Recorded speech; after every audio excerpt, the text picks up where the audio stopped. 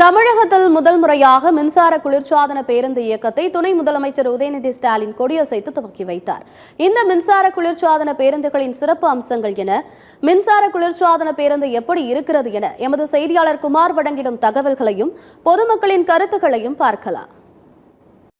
தமிழகத்தில் முதல் முறையாக இன்று மின்சாதன பேருந்து வசதியை தமிழகத்தின் துணை முதலமைச்சர் உதயநிதி ஸ்டாலின் அவர்கள் இன்று நண்பகல் மக்கள் பயன்பாட்டிற்கு திறந்து வைத்துள்ளார். இந்த மின்சார குளிர்சாதன பேருந்து வசதி மக்களுக்கு எவ்வாறு பயன்பெறுகிறது, இந்த மின்சார குளிர்சாதன பேருந்துகளின் சிறப்பு அம்சங்கள் என்ன அப்படின்றத நம்ம நேரடியாக பார்க்கலாம். இந்த மின்சார குளிர்சாதன பேருந்துகள் அப்படின்னு பார்த்தோம்னா அனைத்துமே சிவப்பு நிறத்தில் உள்ள பேருந்துகள் எல்லாமே மின்சார குளிர்சாதன பேருந்துகள் தான். இந்த பேருந்துகளில் இரண்டு பக்கம் வழி இருக்கும். ஒரு பக்கம் பார்த்தீங்கன்னா தாழ்தளம், அதாவது மாற்றுத்திறனாளிகள் ஏறுவதற்காக அங்கே சாய்தளம் போடப்பட்டிருக்கும். அது மட்டும் இல்லாமல் இந்த பேருந்தில் பயணிப்பவர்களுக்காக கண்காணிப்பு கேமரா, பாதுகாப்பாக செல்வதற்கு சீட்டு பெல்ட், அதாவது வேகமாக போகும்போது அவரோட பாதுகாப்புக்காக சீட்டு பெல்ட், குளிர்சாதன வசதி, இவர்கள் எங்கே இறங்க வேண்டும் அந்த அந்த பகுதி, அதாவது இங்கே பெரும்பாக்கத்தில் எடுக்கிற பஸ் சோழிநல்லூர் போறாங்கன்னா அந்த பகுதியில் அந்த பேருந்து நிற்கும் பொழுது இந்த பகுதி சோழிநல்லூர் என்ற ஒளிபொறிக்கை மூலமாக பயணிப்பவர்கள் அறிவிக்கப்படும்.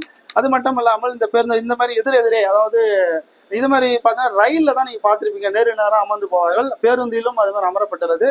குறிப்பாக இந்த பேருந்தை பற்றி இந்த பேருந்தில் பயணிப்பவர்களை கேட்போம். இந்த பேருந்து எவ்வாறு அவருக்கு பயன்படுது? நீங்க இந்த பேருந்தை இப்பதான் ஃபர்ஸ்ட் வரீங்களா? இந்த பேருந்து உங்களுக்கு எப்படி இருக்குது, எப்படி ஃபீல் பண்றீங்க? இப்ப டிராவல் பண்ணிடுறீங்க, இந்த பேருந்து எப்படி இருக்குது? ஏசி பஸ்ல போயிருக்கிறேன். அதோட இதுல ஃபெசிலிட்டி கொஞ்சம் அதிகமா இருக்கு.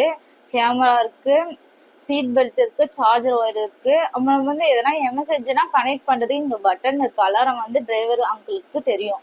மோஸ்ட்லி எல்லா பஸ்லயும் கொஞ்சம் பள்ளம் மேட்ல எல்லாம் போகும்போது கொஞ்சம் கஷ்டமா இருக்கும். இது ஸ்மூத்தா இருக்கு. இது மட்டும் இந்த பேருந்தில் பார்த்தீங்கன்னா முன்பகுதியில் தாழ்வாகவும் பின்பகுதியில் உயரமாக இருக்கும்.